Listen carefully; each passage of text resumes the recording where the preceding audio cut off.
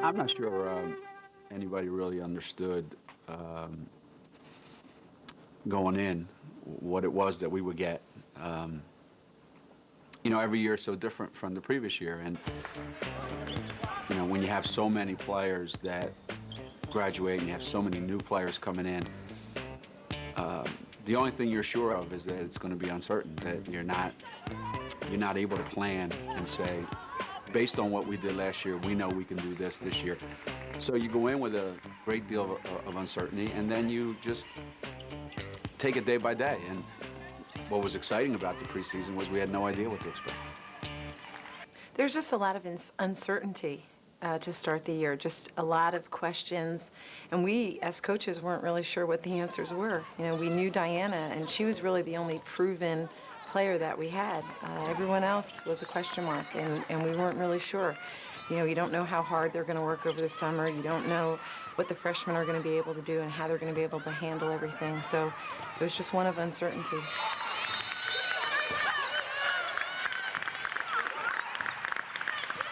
So far this year, everyone on our team had the expectation that we would win national championship, and everyone on the outside, saying that this is a rebuilding year and this is the year that, somebody else might get it, was a little bit of added motivation for us, I think, just and for us freshmen to come in and try to do as much as we could and get to a national championship. This season was quite interesting because coming into the season, I thought that especially the returning players, not so much D, but everyone else had a lot to prove. And there was a lot of uncertainty on whether or not we could try to fill the void of the four seniors. So we knew what we wanted to see. Whether or not that was going to be what actually happened on the court was a different story. And I tell you what, the first week of practice, I think you know, they did so much better than anybody expected them to do. I think they gelled a lot quicker than we expected. They was able to know each other a lot better and quicker than anybody expected. I thought that was really good. And at the beginning of the season, after the Houston Jaguars game, we really started to come together as a team. Our practices really picked up. So you could really see a lot of growth in just a few weeks or a month. Playing Wright State at home, I mean, that was probably exactly what we needed, because we needed a team that we felt like we could handle, and yet at the same time we needed to kind of go out and establish some sort of identity for ourselves. And Nicole playing the way she did, I think kind of got her off and running and was comfortable. And but I thought everybody played pretty well that night, considering it's the first game of the year. With Nicole, the expectation level for her was probably pretty high, and to come in and start as a freshman is really, really difficult. And she started off by playing really, really good in the Wright State game. I felt really good. I mean, my first college game, real game, to have that kind of game, I was really excited. I think I was still trying to learn the offense, learn how everybody else played, because everything's so new when you're a freshman. Even if you've been practicing it for a while, once you're in the game situation, it's totally different. So I think all of us were just trying to adjust. What was really important, though, was how we would react in the NC State game, where you're on the road against a team that's supposed to be pretty good, and and to go out, and we figured we'd struggle a little bit, take our time kind of getting into things, and then hopefully play well at certain spots and win the game as a result. Everything was different. We went out, we played great right from the opening tap right to the end of the game, and maybe that gave us the kind of momentum that we needed to go forward, because I don't think any of us expected that we would play as well as we did that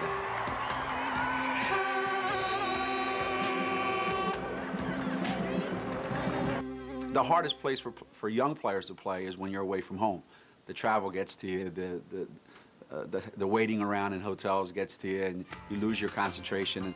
And I thought, for us to go out there and play those 3 games and play the way we did, 3 completely different teams. The Hawaii game we could have easily lost. The Oklahoma game was a great game, and it gave us a sense that, hey, we can go on the road, we can play. We don't have to be just the kind of team that struggles on the road and plays well at home.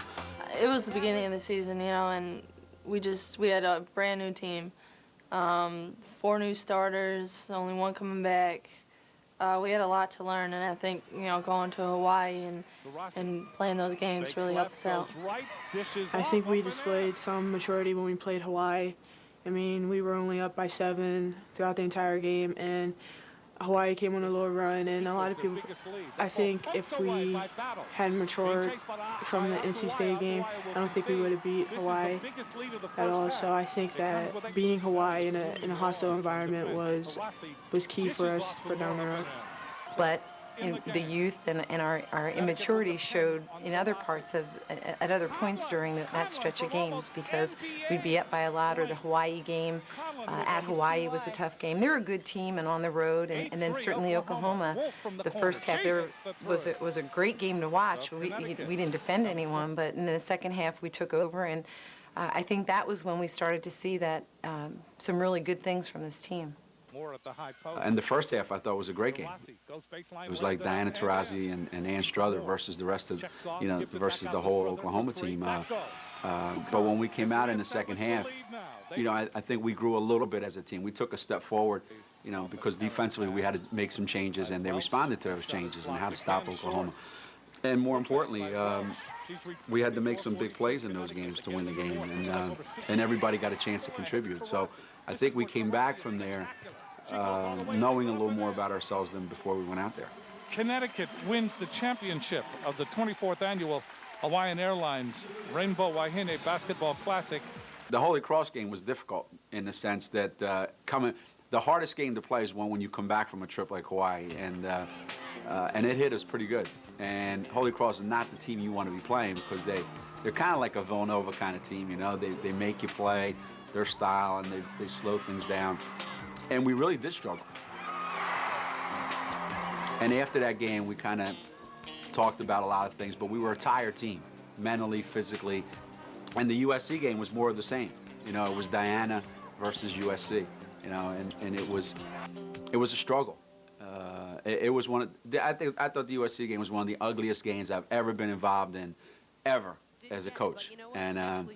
And we talked about that. And then the exam break came, and it was exactly what we needed. We needed about 10 days to just chill out and get away from everything. And for the first time in a long time, we wasn't going into games knowing that we was going to win by 30, 40, 50 points, and those are big numbers, but that's what we were beating teams by the year before, when we knew that we had a team to beat teams like that.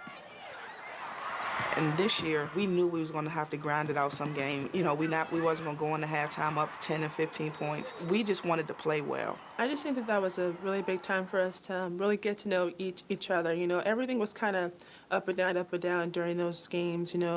We were still trying to get our confidence level up, and we were just gradually molding into each other.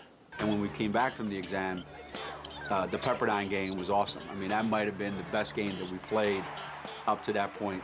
And again, it showed with some rest and getting away from things, refreshing, recharging our batteries. Mentally, we were fresher. And the St. Joe game, I thought, was more of the same. 2 really, really good games heading into the Christmas break. Right before we went into the Christmas break, the St. Joseph's game, I played pretty well, where I almost had a double-double. I think that was the game that set the tone for me and made me start to believe that I could actually play on this level. And following that, I had a talk with Coach Ray Emmett while I was at home during the Christmas break, and he just told me that he expected that for the rest of the season, and that's something that he expected from me coming in. And, from there on, I think it went pretty well.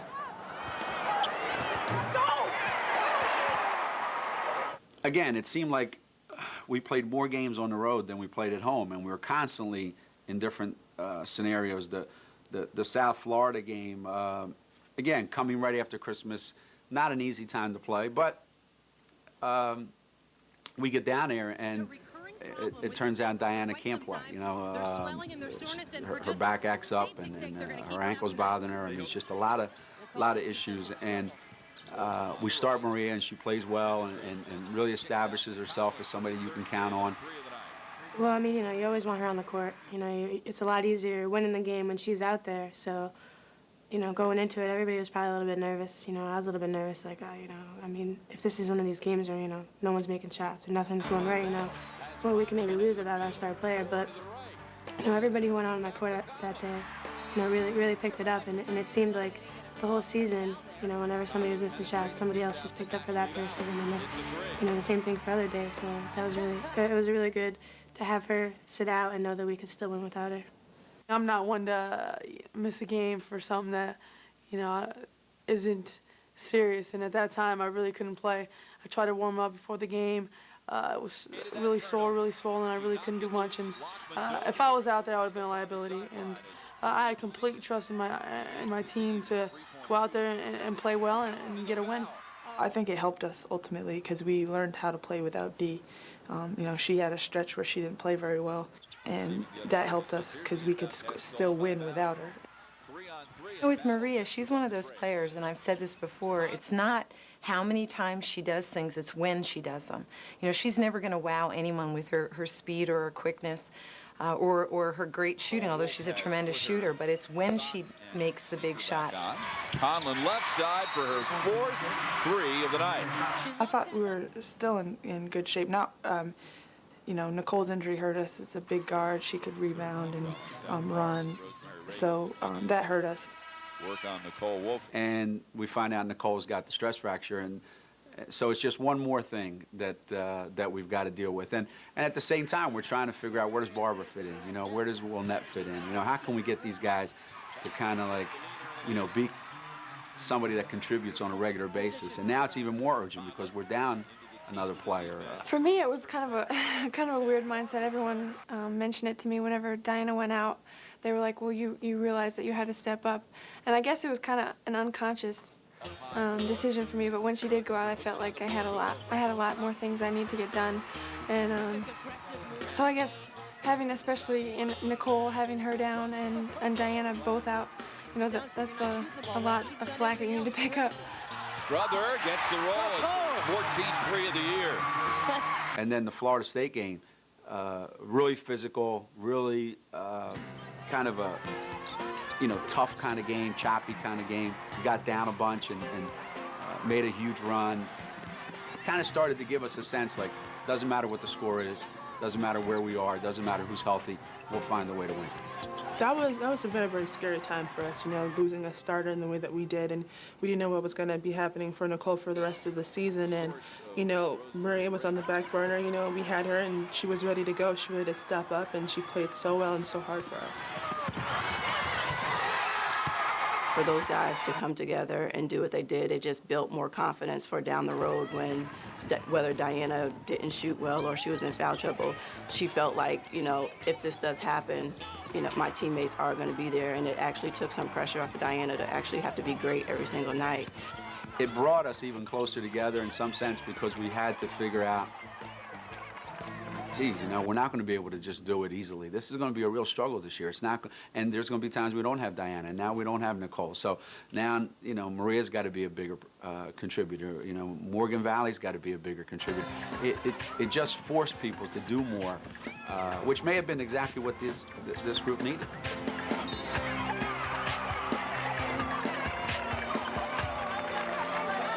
Welcome to the Hartford Civic Center. A lot of anticipation in the building as two of college basketball's most dominant women's programs take the floor today. It's 5th-ranked Tennessee against 3rd-ranked UConn. Because Tennessee's the kind of team that they are, and because of the history between the two schools, every game with them is a test. It's either a test of, if you're good, how good are you? If you're not that good, how much improvement do you really need to make? We didn't know what to expect, or most of us didn't. Most of us never played in that game. The 4 freshmen, my class, we kind of just go out there and play. We were not supposed to win. They had leadership, they had seniors, they had everything. He stepped out on the floor and it was like, oh, this is really it. You heard the crowd back there. They were loud and it was chaos. It was chaotic. And once we got out there and we got all the jitters out, the game started getting to a little bit of a flow. From long range. Oh, there she is, Maria Conlon. She totally dominated that game in every aspect, on defense and offense, and there was no way that they could stop her. They tried to contain her, but obviously that didn't happen. Once Diana gets in her mindset and she really starts to get going, nobody can stop her. You feel the pressure of having to play really well against a really good team, knowing if you don't, you might go out there and get really embarrassed. And if you play basketball, if you're a competitor, when the stakes are the highest, when the team you're playing against is at an all-time high, that's when you want to play your best. Diana's Diana, and she does those things, and you're in awe of them because just watching her make the plays that she does, I don't know that anyone else in the country can make those same plays. Get out of here. Oh, look at the emotion from Taurasi with the block. But at the same time, Maria knocks in 3 threes. Jessica did a great job in the first half on the boards and really tried to control their post players. And everybody pretty much, holds their end of the bargain, puts a little piece here, puts a little piece there, one steal there. Jessica taking that charge at the end of the game. And obviously Diana making a shot at half court. But Tennessee has been strong. Walton had a good look. Taurasi's roasting like it's hot. Three-quarter court. Unbelievable. I told you she had unlimited three-point range, but I didn't know it was that unlimited. Second half came along, started to get a little nervous, like what's going to happen here, but we really started to pull together, and that was great to see, especially the freshmen come up so big in that game. It was pretty much like that game. We got down by 8, and it was like, come on, y'all, let's not lose on our home floor to Tennessee. It being Tennessee, it was like, you can't lose to Tennessee. 2-point basket, and quickly back to Tennessee's possession. Lawson, untouched, down the lane. And the gates have opened up for Tennessee. But with this group, everybody was really, really calm, and it seemed like everybody knew what they were supposed to do, even though this was the first time as a group we were all collectively playing in this game. Still on the deck, Taurasi has it. 3-on-1. Count it. That was definitely a veteran play. Wilnett makes the great hustle play in the second half that leads us to a bucket. Ann Struther, big behind-the-back drive and scored late in the game, I think, to tie it or to bring us within 1 or 2. 3-point game. It's a 1-point game, 54-53. Dropping it like it's hot. She's behind the back, between the legs, back behind the back, and Struther finds a way to get to the basket. A lot of things happened in that game to give our players a real good feeling and to let everybody else know we're not just Diana. Yeah, obviously we got Diana. She's the best player in the country, and she's going to make plays like that. But even when she makes plays like that, we still needed all the other plays that everybody else made. But you also want them to be one and done. Box out, get the rebound. Taurasi for 3. Taurasi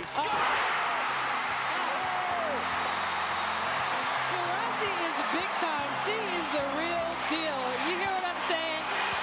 She has, she must have UConn blue running through her veins right now. She just came out, knocked down the 3. She's so poised. Whether it's Maria or Ashley Battle or Jessica Moore, they've been part of a lot of big wins, and they've been here for a couple of years. But they've never been out there when the game's been decided. And for them to be out on the court as the game is being won or lost and to come through that with a win, I just think that gives you a tremendous amount of self-confidence. She walks it up. I think getting a little rest along the way. Now backs in, mismatch. The shot good. She backed in on Lawson, and that is a big, big mismatch. Number 3, Tennessee ranked number 5. Wide open look. Struther rebounds under a minute. Taurasi. She has such good body control. 9 seconds, 8 seconds. Lawson drives, contact, no. Loose ball, Coleman has it. Stolen kick, who has it? Tennessee will have one final shot with 1.9 to play.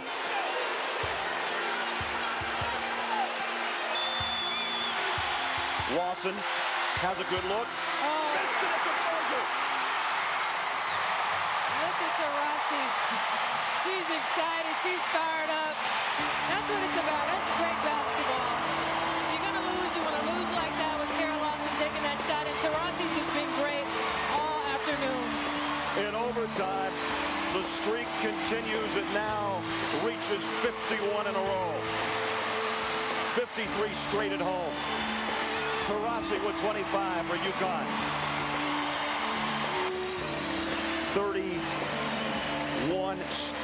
51 straight, 32 in a row at home.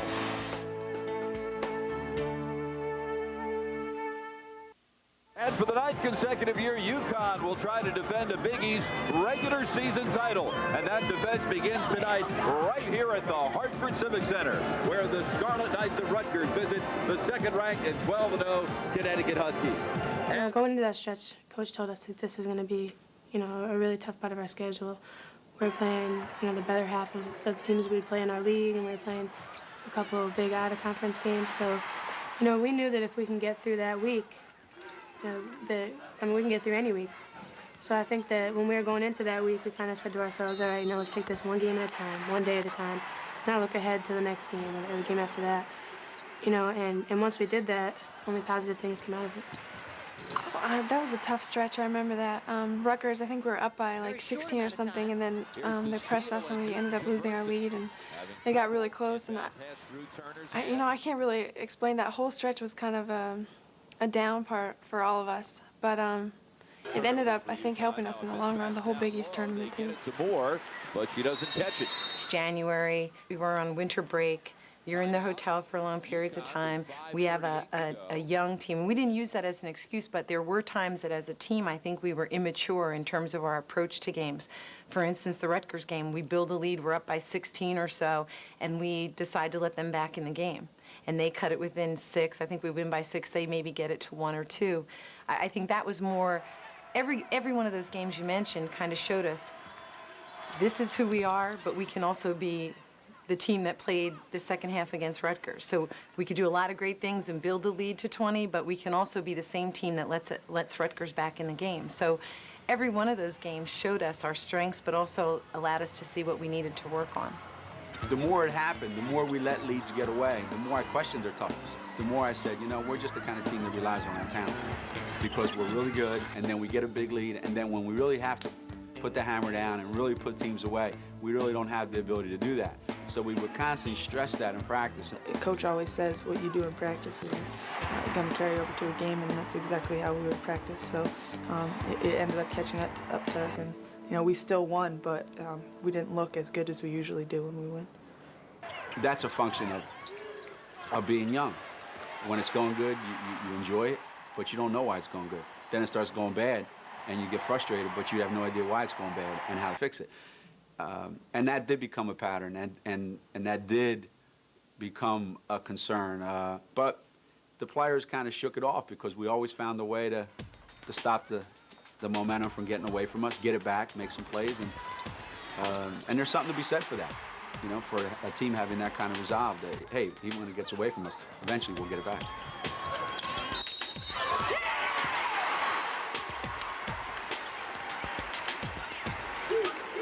The stretch from, through the preseason in Hawaii, the Tennessee game, the whole thing, I think really did take its toll on Diana. I think the injury started to catch up with her right about then. I think the strain of having to be there every night and not really having a consistent, all right, who do I look to each and every night? We got down at Seton Hall, and it was a real struggle.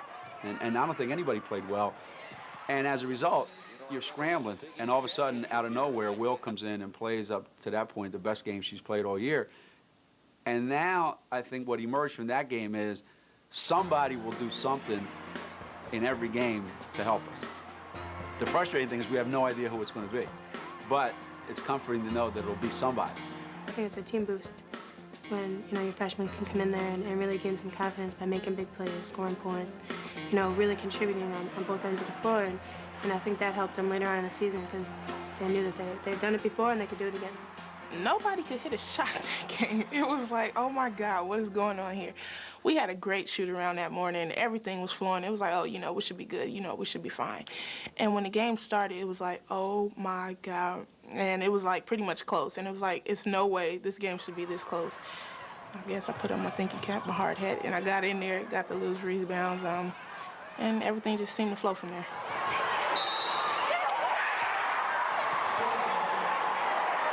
That's the game. Well, I think had a double-double. Barbara had a great game. And I think that's when, as individuals, we knew that we were getting a lot more confidence. If I told you before the season that Diana would have 6 points and Ann Struther, I think, had 4, and we would be at Seton Hall and beat them without those two, who at the time were our two best scoring threats, you'd say, no way would you beat them would you beat Seton Hall on the road without those two players playing well. And yet Jessica, and I thought that was a turning point game for Jessica Moore. I thought she was very, very aggressive. I thought that really was when she figured out, hey, they need me to be more aggressive. I need to be a scorer. I don't have to score all the time, but I need to look for my shot more. And I thought from that game on, Jessica really took on a lot more responsibility on the offensive end.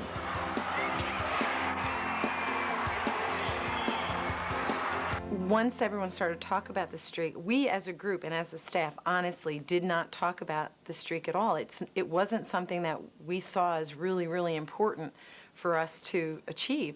As it got closer, then obviously because it became an attainable goal, then okay. And I think the few games right before, like the Seton Hall game at Seton Hall, and those games, I think there was a little bit more pressure, and I think maybe the kids were a little tight about those games.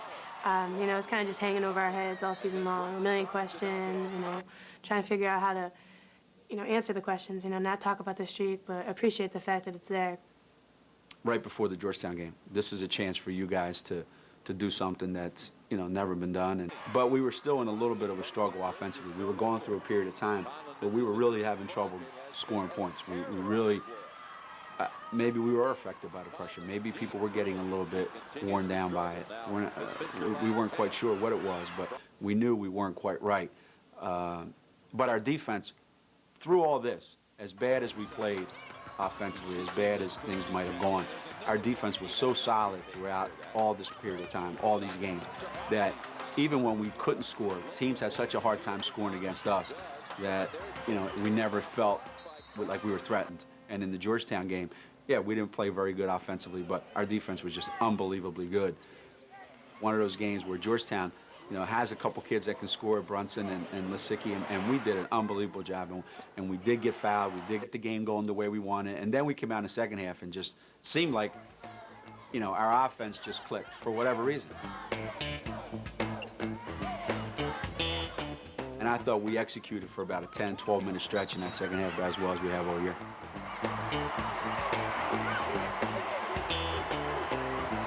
I felt more a part, you know, of all those games than probably the freshmen did, playing in all of them last year and playing in all of them this year. So it was a little more special to, you know, the people that were here last year than it was the people this year.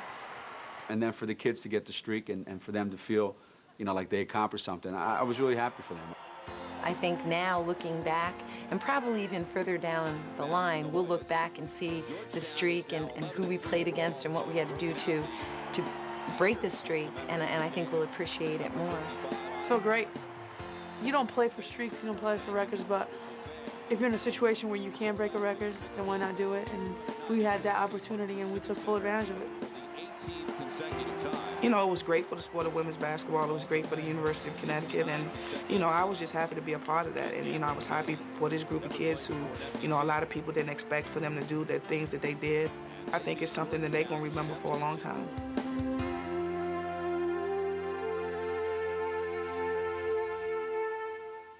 A.B., Morgan, all of those players, because they stepped up. Barbara just was in the groove that night. She said that, you know, the basket looked like a C. No, nothing could miss. So when she gets like that, there's no stopping her. We weren't surprised, you know. Barbara, when she makes her shots, she just goes on a roll, and I don't know. She could have that kind of game every night if it was the right opportunity for her. I think that game I just went in with a lot of confidence, and I was really, really excited because Coach just talked about how it is to play against Notre Dame and the rivalry that has been built over the last few years, and it just got me really, really excited, and I felt real confident, and I ended up playing well. You know, her family was there, and it was national TV, and she just stepped up and played an unbelievable game, and everybody else picked up the slack for D in little ways. Even if they didn't score a lot, you know, they got a rebound or ran the floor, opened things up. So, you know, that was a good game for us. Yeah, that was another game where it just, you know, it gave us the confidence that, you know, yeah, you know, she's the best player in the country, she's the best player on our team, but, you know, she's not going to be on the court. Other people are going to have to step up.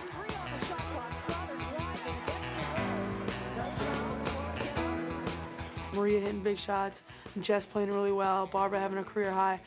I think that game solidified that no matter who's on the court, we're going to win. We're going to find a way. Winning. Hot on the three. That's her specialty. Well, you got to. A lot of times with Diana, she's so much fun to watch that when you're playing with her, you tend to watch her instead of playing with her. I think as early in the season, the other players tended to watch her. Well, when Diana wasn't on the floor, and we found this in practice even, they knew, hey, I have to step up. Ann Struther, I have to become more of a scorer.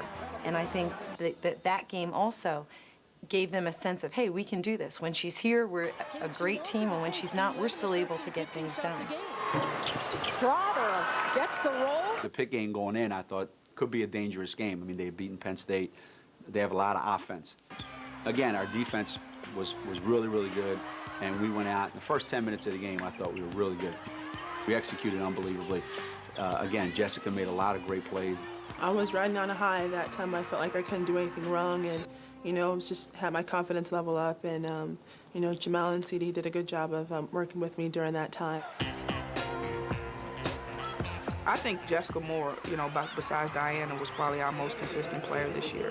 And I'm not saying consistent as far as, putting up numbers and, as far as points and rebounds. I'm talking about consistent as far as, every day at practice, you knew what you was going to get out of Jessica. She came to practice and she worked hard for 2.5 hours, no matter what it was. She really went from a role player last year to this year being one of the two captains, her and myself. And she's really taking that leadership role into practice, being real vocal, teaching the younger post, Barbara and Will, kind of taking them under their wing and really showing them how to do it, how to work out, how to play hard. I thought during that stretch there was more consistency from our post players, and we knew what to expect. They did a better job rebounding. We became more of we did a great job in the offensive boards, and we also were looking to score. And I thought that was another way of just building confidence and having the perimeter players almost take a sigh of relief, like, hey, we don't have to do it all anymore. We can pass it into the post. We can create other opportunities.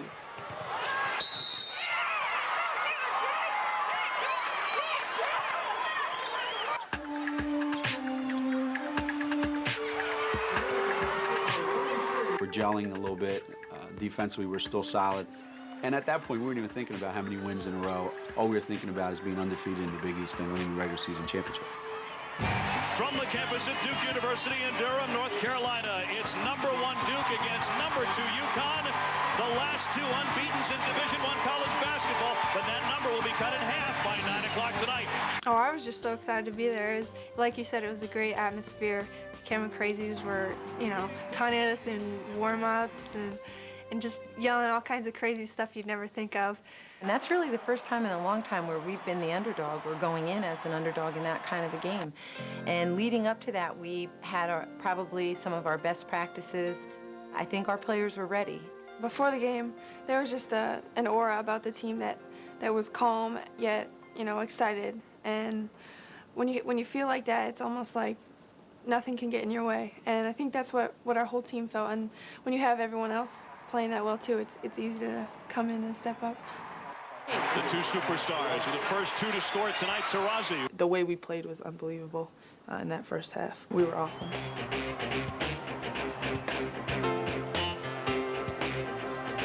In front of all those fans at Duke's place, Duke being #1, and it was an awesome game. I thought that game was exactly like our season had been going. How good are we? Well, we went out and we're up at 28 against Duke. In the first 30 minutes, you can't play better basketball than we played at Duke against a really good team, a Final Four team, a team that's going to have a chance to win a national championship. But every one of our players thought we were going to win the game. Every one of them were convinced that we're a better team. And when Diana made those first couple shots, that just made everybody go, all right, these got it going, so all we got to do is just play. Taurasi can speak fluent Spanish, and even though they were in Czechoslovakia, she'd use a different language. Diana. Oh, talk about shooting it in the rhythm. Like Coach always says, we have Diana, and she stepped up and played big for us. When the pressure's on, they find a way to step up. We went out there, and it seemed like everything went right at the exact right time. They needed to go right. Diana came out on fire. She's making big shots. Jessica was playing awesome defense in the post. Ann played awesome defense on Isistillis. She couldn't get a shot off. AB comes in and plays really, really good defense on Elena Beard. Oh, nice pass. And a right-handed shot by Jessica Moore, who's left-handed. Yeah, AB, you know, she's the best defender on our team. And, you know, she has the hardest job to go out there and, you know, stop the other team's best player. And for her to do that, it's awesome. I knew all of her strengths, basically. I mean, she's left-handed and she likes to go to her left a lot. And you know, you got to respect her jump shot, but you have to respect her driving to the basket even more. And basically studying her and knowing her favorite moves and try to take them away from her as much as possible and try to limit the touches that she can get. She played great that game. I just remember her, you know, doing on both ends of the court in the first half. Really, you know, kept Elena under, you know, wraps. And going in there and playing the way that we did and just dominating in the first half the way we did was just awesome. It was a little bit weird because we thought that it was going to be, you know, an even more tight game than what it was. But, you know, we just came out there prepared and we were going to hit them before they hit us, and that worked for us. Our defense was really, really good, as it was all year long. And I think we got them back on their heels, and we just kept pushing and pushing and pushing. And then once we got up 28, I think we relaxed a little bit. Maybe we got tired. Maybe we lost our concentration. Who knows what happened? But, you know, Duke's obviously a really good team, and we had to hold on. And then going into the second half, you know, things aren't going our way, the calls aren't going our way, and yet down the stretch there was a toughness about this group, not just Diana, but a toughness about Ashley Battle and a toughness about Maria and Ann Struther. You know, we were actually happy she threw an elbow. That was unusual for her. But there was a toughness about them that they proved to win in that kind of environment, that there was something special within this group. we knew we were going to make big shots. Andy made a big shot from the top of the key with, I think, the shot clock running out. I made a couple jumpers. Jess made a couple shots. So we knew it was going to play out and we were going to make plays at the end. Well, this is where you do like 2-minute drills. You just chip away. And they don't call any travel. Goes with a near steal. On the baseline, up and good. A nice job of working that baseline by Wilna Crockett. I think that when Wilnette gets away from all that and from what people are saying except our coaches and really try to focus on that, I think that's when she plays her best basketball, when she just stops worrying about everything and just goes out there and she does what she does best. She is amazing. Like, she is stronger than everybody in the weight room. Probably faster than anyone on the team. If she really put her mind to it, she could beat everyone in a sprint.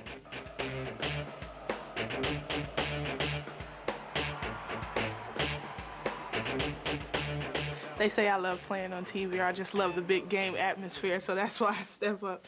I don't know, I just love playing basketball, so any chance I get to go out there and showcase my talent or help my teammates out in any way I can. And, you know, fortunate for me, it came during some big games, and I just stepped up and I did whatever it took. You know, and I think that at that point in the season, you know, that kind of was the turning point. You know, going on the road against a really, really tough team in a really tough place to play and going pretty much against everything and still coming out with a victory, you know. And I think that, you know, I just tried to put my little piece in there along with everybody else. When we left, it maybe was, again, a perfect way to play that game. Because if we had won by 28, we might have walked out of there thinking, well, what else we got to work on? We just beat Duke at Duke by 28. Had we lost the game, we might have felt terrible. Like, how we let that one get away? Man, we're not tough enough to close things out. But we were good enough to get up 28, and we were tough enough to hold on and then make the free throws down the stretch. So it gave us a lot to work with, but it also gave us another great sense of, like, man, we can be really, really good. Duke will fall to 20-1, and UConn will improve to 20-0. And your final score here tonight, Gino Auriemma and Connecticut 77 and Duke 65. Now that we're about to start the Big East, you know, season, those are the most important games of our season. You know, obviously you want to win the regular season title and hopefully get to the Big East tournament and win the Big East tournament. You know, those are the games that really count in our minds. Yeah, the Tennessee and Duke games, those are important for the national audience, but our Big East Conference games, those are the most important games to us.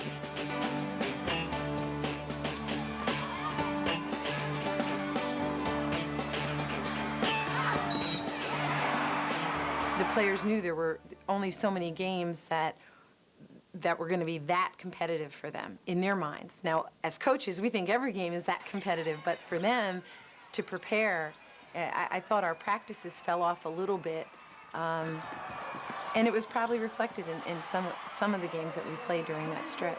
Especially in the BC game, for example, we went up probably we were up by 20 or something like that within the first 5 minutes. And, for us, I guess it seemed as if we lost interest in the game and let them back, and it ended up being a close game. So that's a lack of maturity and a lack of knowing once you have someone down, just bury them and finishing them. Oh, Boston College is one of the toughest teams we play in the league. They're just real physical. Every time you cut, they hit you. And when they play at home, especially against us, is a big game. We went down there. First half played really well, which, seemed to do the pattern for the rest of the season. Played really well in the first half, second half kind of ease up. And that's what happened in that game. And I think the last couple minutes, people made big shots, big plays, and pulled it out. Drives, got it in the foul. In whose hands is it in when they need it?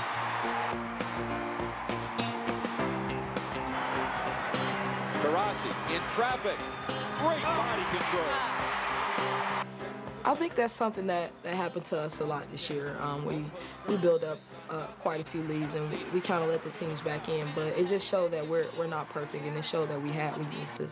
And it's something that we worked on, and the fact that we were able to just still pull those games out and tough them out just showed our character and showed what kind of team we had. Position when you get in the paint.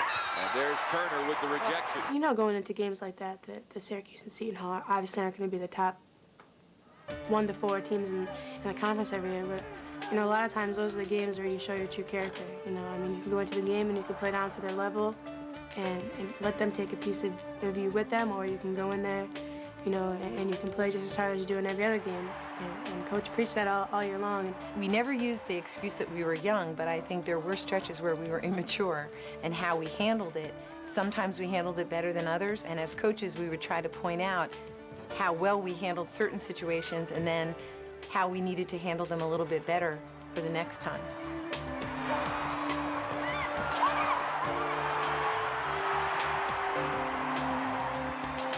We didn't keep working. We saw the Duke game as our big game of the season, They were the next best team. We wanted to beat them, and after that we were kind of wow, we really did it, and maybe let it slip a little bit.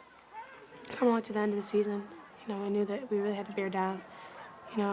I remember my freshman year, we came and we tied with Notre Dame, and we had to both go up and share the trophy at the banquet, and, I remember Coach saying, there's 3 more games left. Rutgers has got so many wins, and Notre Dame's got so many wins, Boston College has got so many wins. You guys can clinch it and win it, or, you can slip up and you can lose it. So I think that, at that part of the season, we just really needed to concentrate, and I think a lot of it maybe got away from us, We were trying to do and win so quickly and do so much at the same time that a lot of things went wrong. We had freshmen played significant minutes and Ann played 36 minutes a game, and that's even hard for someone like Diana or Sue Bird.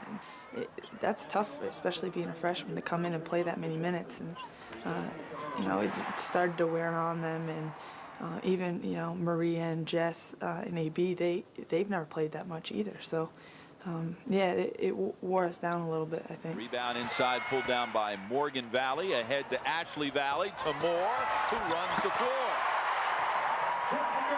When we went down there to Notre Dame, the post play, I think that they did a really good job playing against us, and I remember we got a lot of flack because of that, all of the post players from our coaches, and me and Wilnette and Barbara, we really wanted to come out there and set the tone for the game and kind of redeem ourselves for that game, because we didn't think that we had a very good game against them the first time we played them. I think at that point in the season, everybody was pretty much like, we don't have too many home games left. The season's almost over, and we just have to step it up. And everybody pretty much, we had a meeting, we came together and was like, everybody has to be on the same agenda, and we got on the same agenda, and after a while it was like, we're here to stay, we're here to win, and let's get the job done, ladies. Especially the Notre Dame game and the Texas game, I've never been more happy for Will, because she's just the kind of kid, she's such a nice kid, she works so hard, and she deserves everything she gets, and when she can have a game like that, it makes me really proud to be a classmate. It certainly happened. Inside Crockett, counted in the foul. Well, I think the Georgetown game at Georgetown, we played very well from start to finish. I don't think there was very much time. Usually we have 1 or 2 minutes, or usually we have like about a 7-minute gap where we would have trouble scoring. And I think during that game at Georgetown was one of our more complete games. I thought everyone played well. Going down and beating Georgetown as easily as we did, I think whenever you make a lot of shots, it masks a lot of your problems. So we went down there, we made a lot of shots, and we actually played really well. That was one of our better games at Georgetown.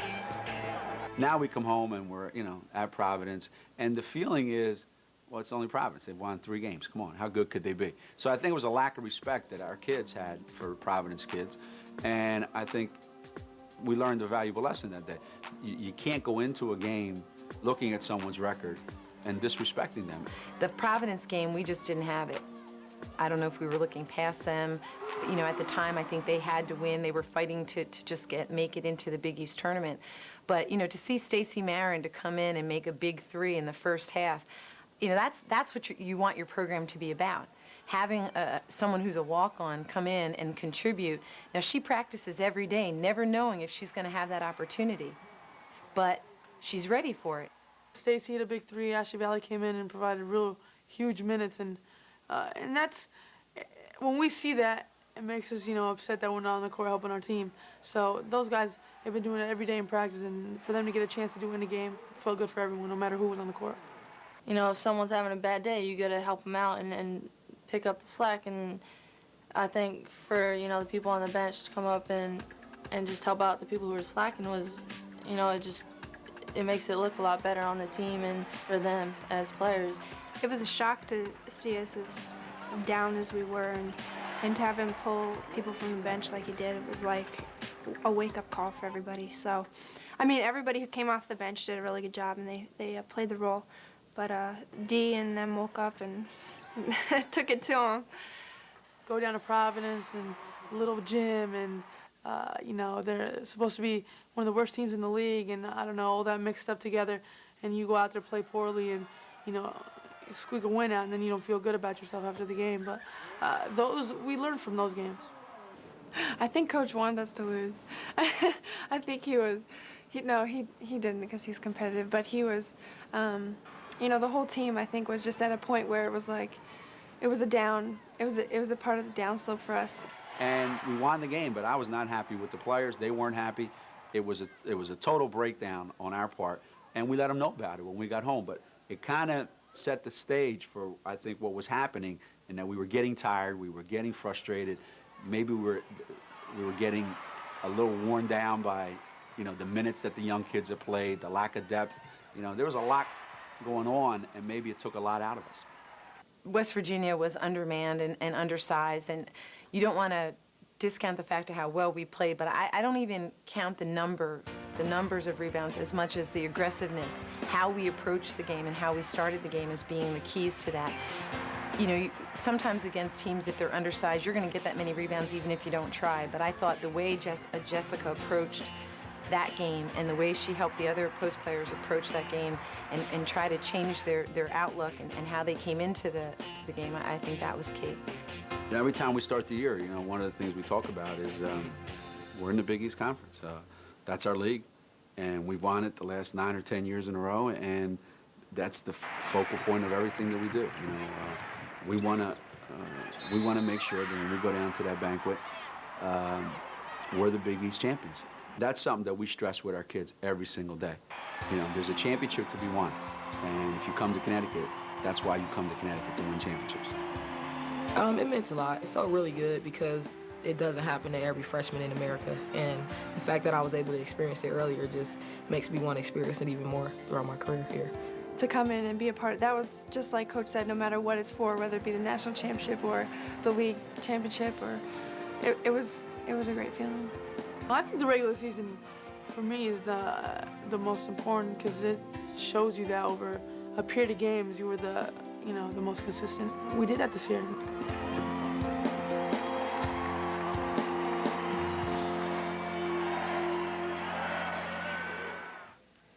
We're watching another great UConn-related special here on Connecticut Public Television. This is back-to-back, and we certainly hope you're enjoying it. Happy with how we played in each of those games, especially in preparation for the Big East final. And it seemed like there was like a lack of cohesiveness on our team. It was like great 5 minutes, awful 5 minutes.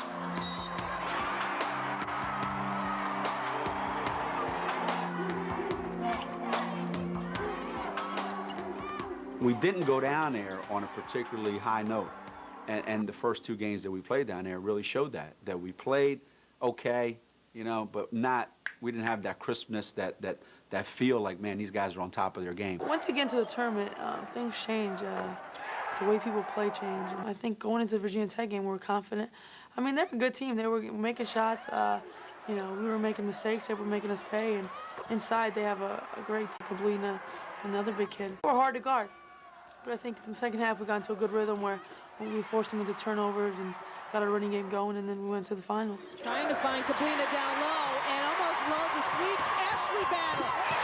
Yeah, can't be lackadaisical. I think that both of those games, even though I played pretty well, were a struggle. They really were. I think that the games going up to that game were just not the way that you would want to win going into the championship game, and you could tell something was just brewing in our team, that something was going wrong. Welcome to the rack, UConn here in town at Rutgers University. In full force, the Husky fans are out as UConn prepares to take on Villanova, number 14, the Wildcats, 24-5, facing the number 1 team in the country, the UConn Huskies. You know, before the game even started, I think a lot of us knew that we weren't going to play the way that we could. That the aura that had been there in all the other games wasn't there. And, you know, I don't really know why either, but it was another part in the season that nothing was falling. You know, we weren't together the way we should have been, and I think that was the biggest part. Things weren't just going right from the start. Shots weren't falling that normally would fall. They were knocking down every open shot, you know, possible. Every time we made a run, they'd find a way to capitalize on it. We went out there and really didn't execute either offensively, defensively. We just had too many mistakes. I don't think we were connected that game. If you take enough hits and you chop away enough, you really don't need a knockout punch to knock you out. All you need sometimes is just somebody to just go and they knock you over. Well, with Villanova, they're not going to knock you out because they're not that kind of team. But we had taken just enough hits. We kind of, you know, lost enough of our edge, a little bit of our swagger, a little bit of our confidence, that we had to work so hard against Villanova that when we got up 9, for the first time in a long time, the feeling was, yeah, we're up 9, but you know what? We're losing. So the scoreboard says we're up 9, but the feeling is we're losing. So there was this sense of frustration all the time. Coaches, players, everybody. I thought that when we went up 9, I thought it was over. But, you know, we've not been the kind of team all year that's necessarily buried somebody when we had the opportunity. And with a team like Villanova, senior dominated, very tough, and because they shoot the 3 so well, there's always a chance that they could be in the game. And then when Villanova made their run, it was almost like there wasn't even any anger after the game. There wasn't any, like, unbelievable, like somebody took something from us. Like, man, we just lost the Big East championship. They just took it from us, you know. There was none of that. There was just this sitting there going, oh, man, we lost. Like, what happened? I don't know. What are we going to do about it? I don't know. Everybody was just stunned. This was a real slap in the face. The Big East championship. I mean, that's something that we've prided ourselves on. Man, that's a huge game, and we lost. You know, I also look at our players and I think, hey, you know, now they understand that this isn't a given. When you come to Connecticut, you're not automatically handed the Big East championship at the beginning of the year. And I think that our players really took it to heart. It was our biggest loss, but it was our biggest win. As much as I'd hate to say it, we learned a lot from the game, and after that game, our team kind of came together even closer and even stronger, and I think that's what kind of helped us through March. I think that without losing that game, we wouldn't have won a national championship this year. I think that loss was everything for us because, you know, we hit rock bottom after that, and we really had to come together and reform as a group and really depend on each other. When you get to the NCAA tournament, it's just all about winning. You know, it's not about if it looks pretty at that point, because you just have to win in advance. So I thought the BU game was a chance for our players to get the Villanova loss out of their system and to get a chance to play at home and to feel good about themselves again, because, you know, after a loss and a long break, we gave them a lot of time off, which I thought was good. We were a little sore and a little beat up, and I thought that helped us. It rejuvenated our younger players.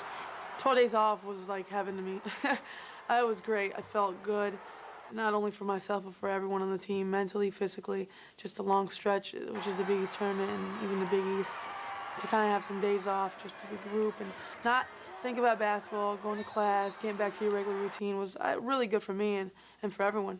And we try to get a feel for, like, where is everybody? You know, what are they thinking? You know, what's important to get accomplished here? And there was a real sense of, hey, you know, we all need to now figure things out here. It can't just be, well, let Coach figure it out. Let Dee figure it out.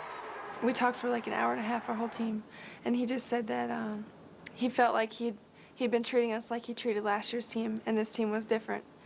And he started to realize that, and he wanted us to know that he knew we weren't like last year's team, and we were going to win in a different way than last year's team won. So the BU game, we just came out like gangbusters.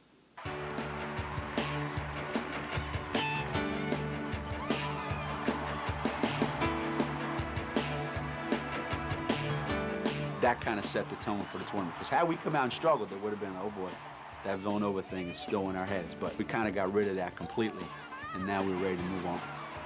The BU game felt like a different game. You can tell it was the NCAA tournament. The fans were more into it. It was a lot more intense. Coach Auriemma just had that look in his eye where he wanted us to go out there and play really, really well and make a statement that first game. And you can tell it felt different the first NCAA game. But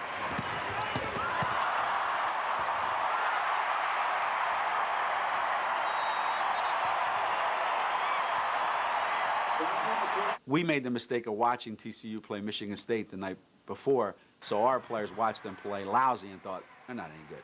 Well, you don't get to the NCAA tournament and get to the second round by not being any good. So as they were big, they were tough, they were physical, they made a couple shots early, got a sense of confidence. They came out really strong, and it kind of, you know, pushed us back, and I saw, you know, that we weren't playing with the confidence that we were earlier in the year, and there was no way we were going to go out that early in the tournament, especially on our home court. And when we came out in the second half, I kind of, you know, felt to be more aggressive and, you know, take a little bit more of the burden and then let them kind of, you know, ease back into the game, and I think that's what happened.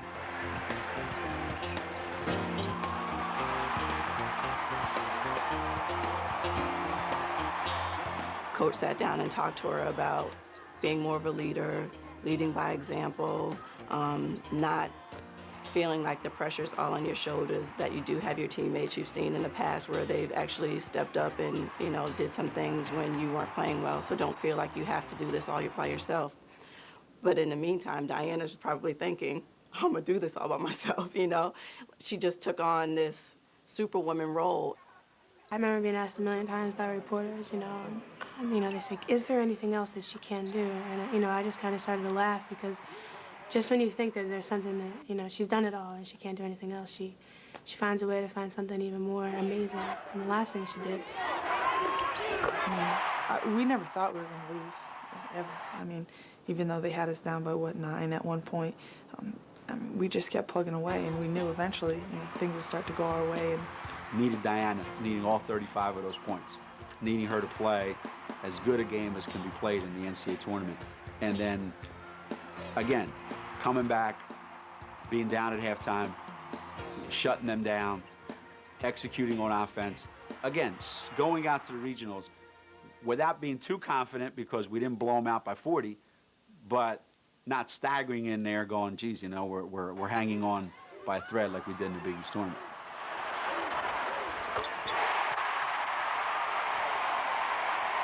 I was scared to death of the BC game. You know, the last thing you want to do at that point in the year is play somebody that knows you really, really well. Now you say, well, you know them too. Yeah, but I don't care. To me, that's not the matchup you want. we were determined up there that we weren't going to let their guards dribble penetrate, and we were not going to let the big kids, especially Becky Gottstein, establish herself inside. And right from the opening tap, I thought Jessica Moore just took Becky Gottstein completely out of the game. Lynette came in and banged her around a little bit. But the difference was our perimeter play on the guards was just unbelievably good.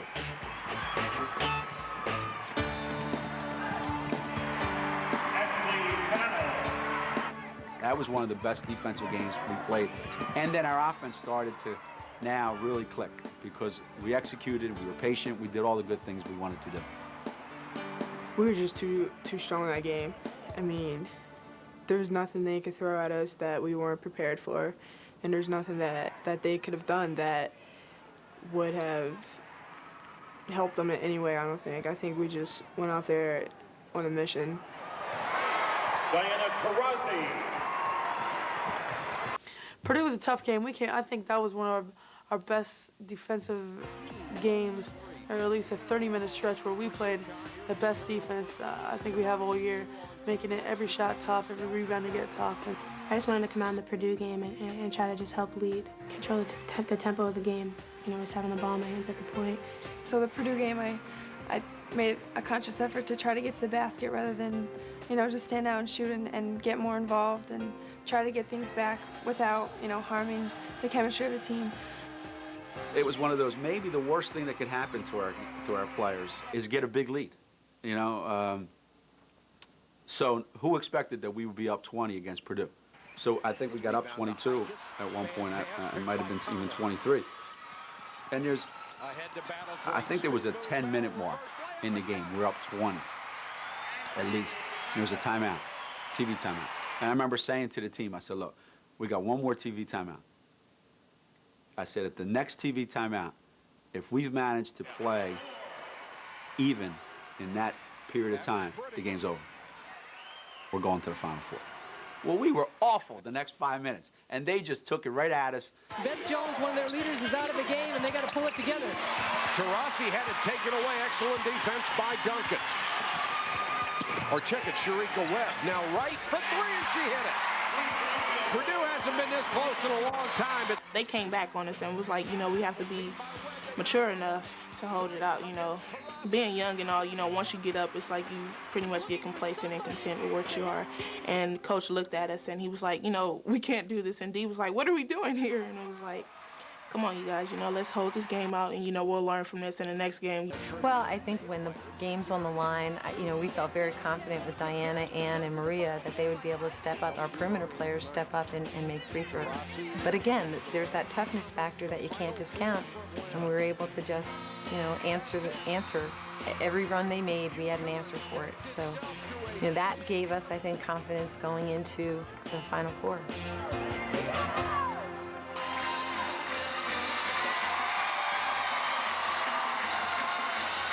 People forget, when you get into the NCAA tournament, one reason there's upsets is because you're not used to seeing that team or their style. And we don't see Texas a lot. We don't see them a lot on TV. We don't play them in the regular season. So that's probably a tougher game than having to play Tennessee or Duke because we've already played them during the season. So not really knowing Texas as well as we had some of our other opponents, I think that's what makes that game so tough. So the game starts and it's like, you know, everybody's making shots. And Texas is playing with a lot of confidence, and they're playing really physical, and they're really taking us out of what we want to do. And we are really, really struggling. Boy, Texas was just one of those games that we couldn't get anything going for 35 minutes. Every time we thought, oh, we become feeling good, they get a three, they get a steal, we turn it over. Texas is good. The running game is really good, real physical. Everywhere you went, they beat you up, they hit you, they did this. Real tough team. They're a very physical team. They shoot the three. They got out in transition on us a little bit. Nobody cutting for Connecticut. Just get it in on time. Taurasi switches to the left hand and puts it in. Really, being up, as you talk about the poise of this Connecticut team, they're a young team. Whoever thought that they would get this far, they won 70 straight. That is so amazing to think that that happened. Oh, great passing. Taurasi with the layup and the foul. Just exceptional ball movement. They're going to run her around the baseline and look for a screen. There's Sayre. Shot clock at 2. Norman's going to have to take it and got it at the buzzer. UConn getting some good looks, but unable to hit them right now. What a nice outlet by Stacy Stevens. Norman into the lane, got the roll. The biggest lead of the game for Texas, 50-41. And Gino Auriemma wants a timeout to talk about it. The game was on the line. We had big plays, big rebounds, Diana, obviously. And there was never a sense I didn't get from our players in any of the huddles that the game was over. You know, and the coach brought us to the bench, and he said, all right, everybody take a deep breath, calm down. You know, I mean, there's a lot of time left. This is like a century right here. You know, it's 9 points. We've been in this position before. We can do it again. You know? We were down by 9, and it was like, oh my God, we did not come this far to lose, you know, and it was like we pretty much had to go on a run, and we all looked into each other's eyes, and it was like, come on, you know, let's get the job done.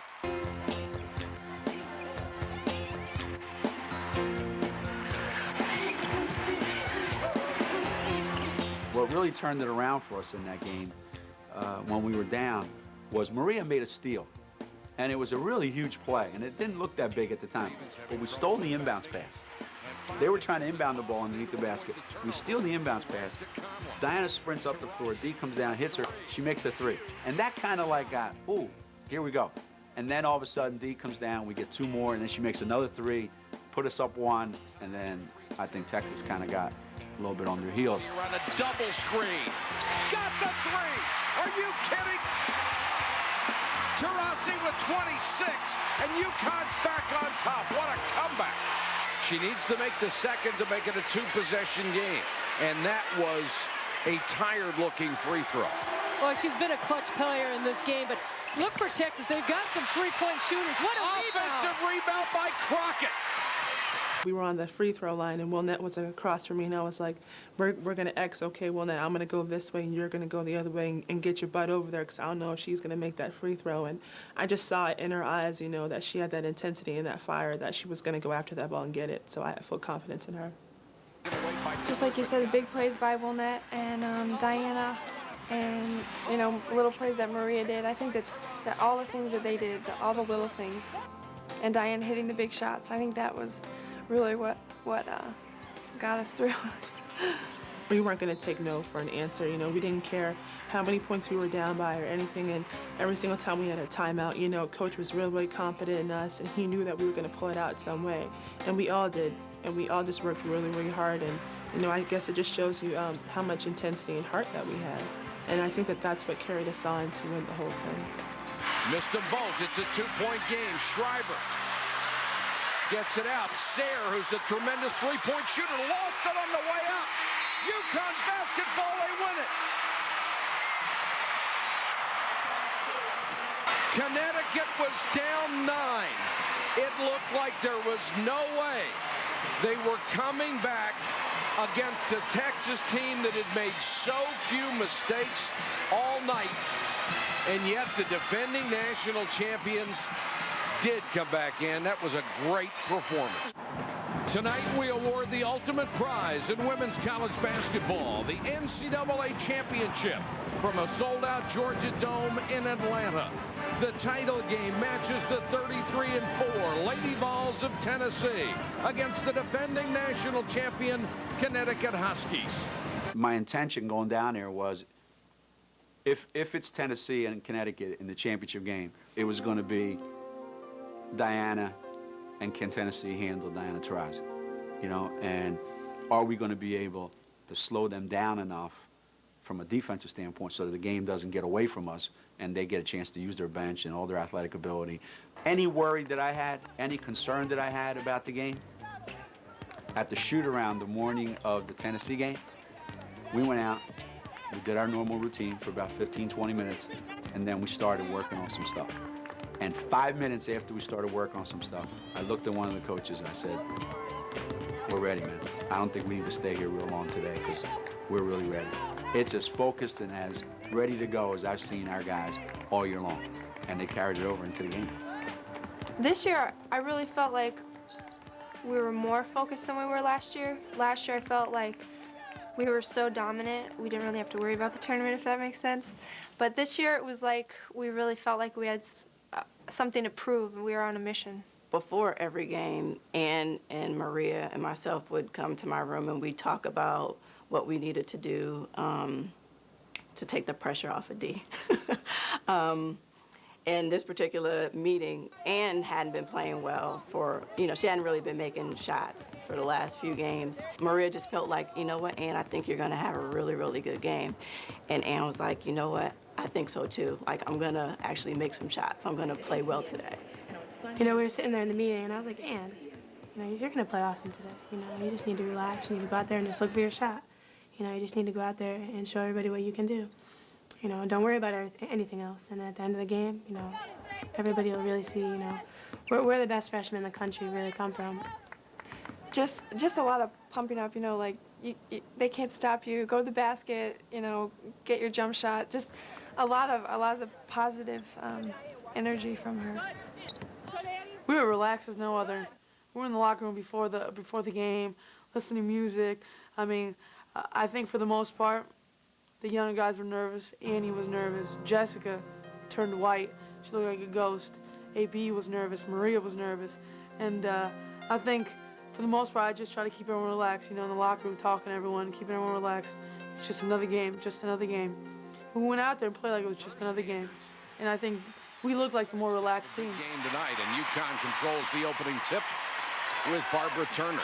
Well, this game is going to change back and forth. Looking for Connecticut to make Tennessee play defense. And Tennessee will switch up their defenses in this game, but going inside. Nice catch, and the bucket, Tennessee. The biggest thing that happened in that first half was we scored the first 14 points, I think, without Dee scoring. So if you're Tennessee and you're thinking, geez, they're up 14-8 or 14-10, and Diana hasn't scored yet. The boost that our kids got, and the feeling like, hey, we're in control of this game, and Dee hasn't even gotten started yet. That was just unbelievable. I think that's the hardest part, coming in and getting things started. And so to come out and hit that first shot, I didn't think it was going in. It looked to me like it was off to the right, and I just remember thinking that, oh, it went in, the next shot went in, and I just think that once you get it going, it's a lot easier to keep it going, but the hardest part is to hit that first shot.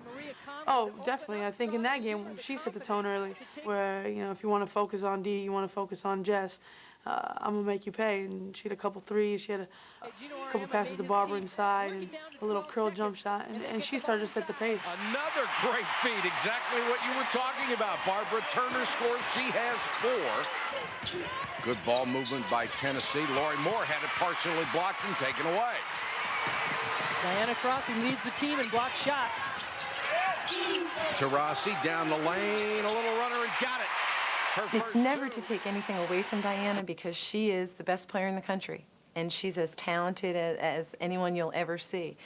But I think Tennessee concentrated on her as well, and the focus was on Diana, yet the first, I think, 11 minutes, or the first 11 points, 12 points were scored by everyone other than Diana. And I think everybody stepped up. In this kind of start for UConn, 14 points for 4 starters, none so far for Taurasi. Here is Strother, and she hits another one. Connecticut just shooting lights out, Annie. We had control of the game pretty much. We got the lead, and we had the lead. We never lost the lead. And so we had a little bit of a comfort zone there. And every time we needed to make a big shot, we made one. Every time we needed to get a stop, we got one. They tied it, and when Dee knocked in that 3, Donlin picks up her dribble with only 8 on the shot clock. They find Taurasi, and she knocks down a 3. And then we stopped them. Will gets the offensive rebound, knocks it back in. Got smacked, by the way, and there was no call. Zolman likes a 3. There's a steal. Steal by Conlon. Taurasi on the break. 4-on-1. Gets it to Battle. Battle has it blocked from behind. Offensive rebound. Follow is shot. Wilnette Crockett. Are you kidding? How did she make that? Now we go in, we're up 5. I think it really, really got us. Like, yeah, and I listened to what they were saying in the locker room, and they didn't know I was listening. But all the things that they were saying were really good stuff. Hey, it's not over yet. We got a long way to go yet. We're in great shape, but we got to do this and that. So our guys were never, ever in a situation where, hey, we got this game. And I liked their mindset the whole time. like going back and forth. Hey, you give me a little sunlight right there, I'll knock it in your face. They would love to think they could run UConn into the floor in the second half. Well, you talk about rebounding, too. Shira Eli, only 1 rebound. Taurasi starts the second half with a rainbow. And Jackson back in there with those 3 fouls. Tries a baseline pass and picked off by Strother. All the way down court for the layup. Connecticut. When we got off 14, there was some calls that you would not believe in a million years. And all of a sudden, the game turned. And as it's getting away from us, we took some bad shots, we made some bad decisions. But there was some stuff that happened at the other end that you almost say, what's going on here? And I think our players got a little bit frustrated. Second half. Taurasi, double team, tried to dump it inside, 4 pass, knocked away. Lawson on the run. Lawson with the layup. Gino Ariema looking for the timeout and regrouping his players and what they've got to do on the offensive end, the kind of shots they're taking, but you got to think on what they're doing. He's not happy about it. And we're in the huddle, and Gino says to him, you know, this isn't supposed to be easy. You know, so we have to suck it up and fight through this, because to win a national championship, it's not supposed to be easy. And I think his greatest moments in the huddle, I think, are the closer the game gets, the better he is as a coach. Well, you know, basketball is a game of runs, and we knew that, you know, we're going to go on our runs, and they're going to go on theirs. And the key is to not panic when they go on their runs, because that's usually when teams just get really, really panicked, and then they start to lose. And the thing is to keep your momentum, you know, stay focused and stay calm, and you just have to find a way to stop it. And I think that we did a really good job of just staying calm and staying focused. Against Tennessee, Conlon, apparently quite a while. It's just, it's like a whole new ball game from last year to this year. I mean, she just stepped up in every way. She's such a defensive stopper this year, like people like Kara Lawson on Tennessee. I mean, she just shuts people down, and I mean, she's clutch. She gets the ball to the right person. She hits the free throws when we need it. She's amazing this year. It was unbelievable. I mean, to have no turnovers in the entire Final Four, that's something somebody dreams of, and I think she keeps our team steady, she keeps us stable, she keeps everybody's heads together, and that's what you have to do as a point guard. I've really learned a lot watching her. Conlon outside the zone, Strother open, nice move to get to the baseline for a jumper. So I thought it was awesome that Ann played well in the championship game, because she hadn't played well earlier on in the tournament, and I think that's what she just needed to make, that first basket, and I knew once she made that, we're in good shape. I was so happy for her, and she hadn't been playing as well as everybody knew she could, and for her to have that kind of game in the national championship game was just great. And she's a Tennessee killer, just like Dee. I mean, she comes out like when we played them in the Civic Center with her behind the back, bring it back, you know, right at the last couple minutes, and I mean, she just stepped up in that game. She stepped up in the Final Four. She's a Tennessee killer. Taurasi, penetrating layup, hammered and made the basket anyway. You know, that game, she really just proved that, you know, she's the best player in the country. There's no doubt about it. I mean, she proved it all year long to us.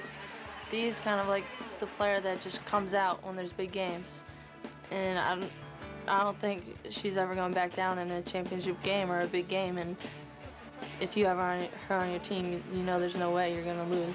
One-on-one against Moore. What a shot!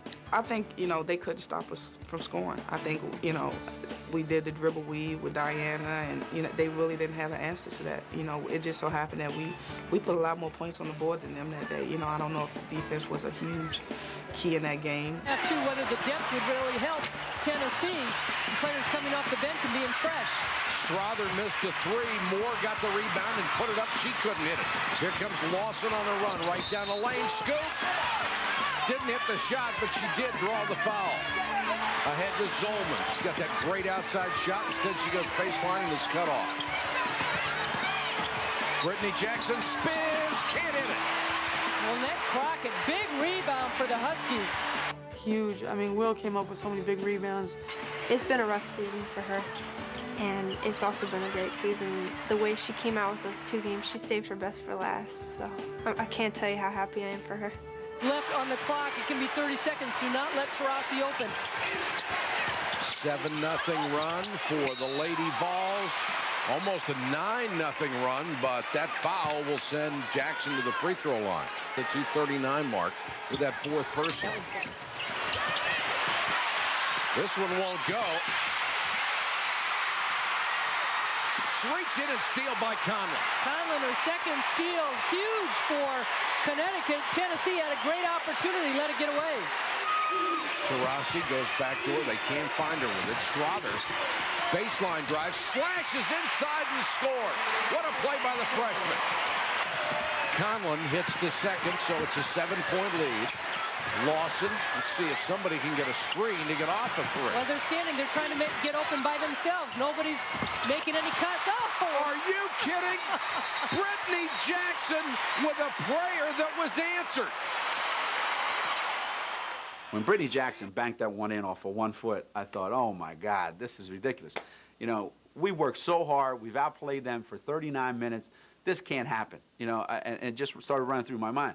There's no way that we can give this game away after what we've done these last 39 minutes. I'm not afraid to admit it. There was a thought in my mind like, oh, my God, this can't happen. I was scared to death. Want to get the ball to Taurasi. Cuts around the screen. 15-footer. Taurasi is short. Got her own rebound. Fresh 30 seconds. Now Tennessee's got a foul. They can't catch him. And they get Conlon. 29.1 to go in the ball game. I thought to play the game. It's a 2-point game, I think it was, or a 3-point game maybe at best. Diana comes down. They're trapping. She gets free, catches the ball at the foul line, takes a 15-foot jumper, misses it. Ball hits the front rim. She gets the offensive rebound, dribbles it back out. Now they get the rebound. They got a chance to tie or maybe go ahead. Who knows? So it just kind of, it was meant to be, you know. And then we missed those free throws. I just got done saying how those guys are like great free throw shooters. Listen, I want Dee to have it. I want Maria to have it. And those guys missed free throws. They're capable of getting a rebound. Conlon misses the second. She has 11 points, 2 out of 4 from the line. Lawson with Taurasi waiting for her. Misses the three. Offensive rebound and the foul by Gwen Jackson. And you're probably not going to be able to foul Taurasi because she passes the ball in. And she's the so best you passer. foul exactly, but you lose the opportunity for her to shoot free throws. So Strother is fouled. Now Ann gets fouled. Now she's got to go to the free throw line. I don't even want to watch. You know, I'm like. I guess all the pressure was on everyone else in the crowd, on my parents and people like that were watching, because I didn't really feel any when I stepped up to the line. It was just like, you know, 2 free throws that we shoot every day at practice, and that's just the way that I felt going into it. And afterwards, I was saying, "Thank God I made those." Strother hits them both. 5-point lead. 17 for Strother. Ashley Battle will come in defensively for Connecticut. And I like this because it's going to make it difficult for the Lady Vols to get up the floor. You just got to do something to try to help your team win in any possible way. And I think that, you know, I had to redeem myself in some way because I played horrible. If it's just getting a steal, you know, hey, that could have changed the game. They'd like to get it in Lawson's hands. Oh! Throw it away. Yeah. Battle with the interception. She gets it out to Taurasi. That may have done it. Battle didn't even look at the basket. Smart play back out to Taurasi. UConn, brilliant ball movement. They did it. The Connecticut Huskies. What a remarkable year after going 39-0. They go 37-1 and win back-to-back national championships. And Annie, have you ever seen anyone more complete than Taurasi? I think people just kept questioning it over and over and over again. You know, and I think that was just her moment to be like, you know what? I took 10 other guys who never been in this position before, are unexperienced, no seniors on the team, and I led them to a national championship. And I'm the leader of this team, and I'm the best player in the country, and no one can take this away from me. I thought we were going to win from the tap. They were playing great coming into the tournament, especially the Final Four. You know, they've been killing teams at home, and we just have so many people that just really hate to lose that it was impossible to have any other mindset than, you know, we didn't get here for any other reason than to win the whole thing. Maria was huge, and especially in that game, just because she was handling the ball, she was bringing the ball up against the pressure, having to make all the passes, and getting Diana open as a scoring guard rather than having Diana have to play point guard and scoring guard. I think that having her coming in and distributing the ball, getting it to Diana and you know, other players, I think it's just amazing. Maria hitting threes from every single way, 6 assists, no turnovers, and having probably the best game of the season, and no better time to have it than that time. Amazing. You know, without her making those shots or making big free throws at the end, and you know, just doing a lot of little things. I mean, when Diana was on the bench for a few minutes there, Ann had like 6 straight points in a row. You know, without her doing that, you know, we're in a different ball game here, and we're in a lot of different situations. But it seemed like, you know, again with a lot of other people, just when you need someone to do something, you know, someone's gonna step up and do it, and Ann did it in that game. She wants to win. She's such a competitor. And she went out in the Tennessee game with the attitude that she was going to play well, and I think that showed. She had a lot of confidence going into that game, and I think it just it must be a Tennessee thing or something, because it seems like she has a lot of confidence when she goes in to play against them, and I think that helped carry her through that game. I think everyone felt like in order for us to beat Tennessee this time, and everyone's gonna have to have a big game, not just Diana. She couldn't have done all of it on her own, and Maria knew that. Our whole team knew that. One of the best feelings I've ever had before in my life, you know, because not only did we beat Tennessee, but, you know, we did it on our own 2 feet, you know. There was no swing cash, no Asa Jones, no Sue Bird. It was just us. And it was just an amazing feeling to be up there and to see everybody in the stands, and they're really, really proud of us, and it was just awesome.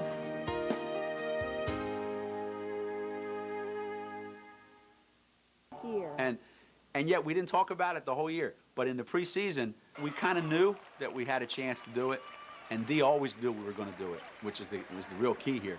Dee always knew we're going to do this. But for me, I wanted to kind of put the spin on it, like, hey, whatever happens, happens. I'm prepared for anything. This team was not our most talented team by any stretch, but they may be our toughest. They may go down in history as the toughest team in terms of fighting back and really answering a lot of challenges throughout the entire season. I think Maria symbolizes what our program can be all about. You don't have to be the biggest, you don't have to be the fastest or the quickest or the strongest. You don't have to have the most talent.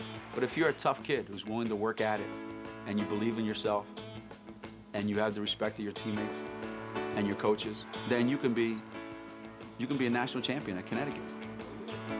I think it's a great lesson for every kid out there. And that's the first person I thought of when I cut down the net. If we didn't see the fans now, we would probably be shocked. You know, they've been with us through the whole, you know, ever since we started being successful, all the way back to 1994, 1995, and you know, they're part of our team now. Even after we lost, we were getting tons of emails, you know, saying, you know, you guys are still great, you're still gonna win it all, keep your heads up. Our support, I don't think there's anything like it, and they definitely give us that extra edge when we need it. No matter where we went, if we went to South Florida, if we went to Notre Dame, if we went to Syracuse, BC, Seton Hall, Dayton, they went to Atlanta. That was great to see all our fans in Atlanta. They were really awesome out there. When we showed up, that blue was loud. You know, and that's what we get. That's what we love. We love to play for them because they're really supportive, and they love to see us go out there and play hard. Oh, the fans are awesome. You know, I mean, obviously, I'm in Connecticut. I've seen it my whole life. I mean, they'll follow you to the end of the earth, you know, and they're going to support you. And if we had lost that last game, you know, there still would have been 1 million people at the airport. Yeah, the fans are amazing. That's a big part of why people come to Connecticut as well, because, you know, you work your whole life playing basketball, growing up, working so many hours, and to finally come to a place where people are so excited to support you, it's an awesome atmosphere. Oh, it's just great to play at home here. There's nothing like it. And when you go on the road and there's half as many people in the stands, it's a totally different environment. We're so lucky that the people here are so supportive. Happy birthday to you. Happy birthday we're a bunch of kids. We really are. We got 11 kids on this team. He could be 22 or 17, and we're all kids. We like going to the movies. We like playing cards. We like music. I mean, we're just a easygoing team. Oh, we're a bunch of goofballs. Yeah, we are. We're really young off the court. We just have a lot of fun and don't worry about too much. Everyone on our team is so different. Like, we all have such different personalities that it just seems like it's the perfect chemistry almost. Having everyone come from different backgrounds and all the diversity that's on our team, I think just makes our team so perfect. Everybody, they're nuts, man. My teammates are absolutely crazy.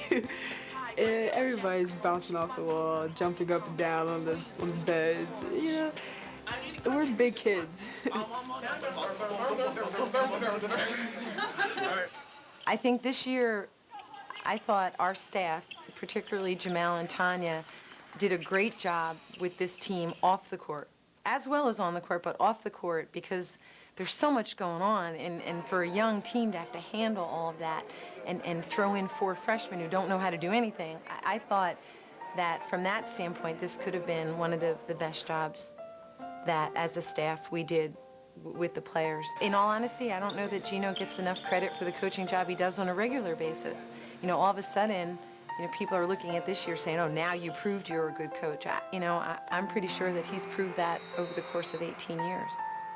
You know, as far as what he had to work with as far as talent and young players and, you know, different personalities. And, you know, I think he did a tremendous job this season with the team. He pulled us together, you know. He knew which buttons to push, and he pushed them, and he got us going.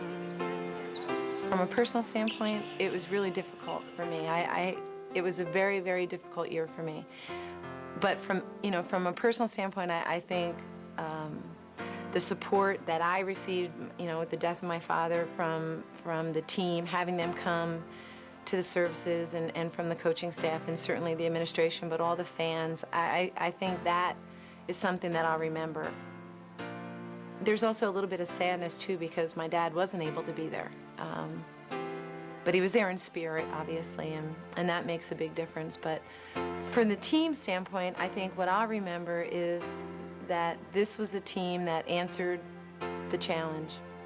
They were questioned game in and game out, whether we won by 20 or we won by 6, they were questioned constantly, and every time they answered it with a toughness that I don't think we'll soon forget. I mean, I think they're a special group. I'm grateful that we had the opportunity to win all the games we won, 70 in a row, and just do things nobody's ever done to win a national championship without a senior on the roster. That's something that can't be replaced, something that probably will never be done again, so, you know, it's special. You know, whether I was a freshman or a senior or any year, it was just an amazing thing. It's what you come to Connecticut, what you come to here for a lot of reasons, but that's what you watch when you're growing up. You watch the games on TV, and you follow Connecticut, and you just want to be a part of it. And so to have finally come here and have that dream come true, it's amazing. A lot of people didn't expect us to do it, and sometimes maybe even ourselves. I'm most proud because we all were able to experience something great, and it doesn't happen to everybody, and it definitely doesn't happen to every freshman in America, so that's probably what I'm most proud of. And right here, playing the role of Santa Claus herself, is Diana Taurasi. Diana.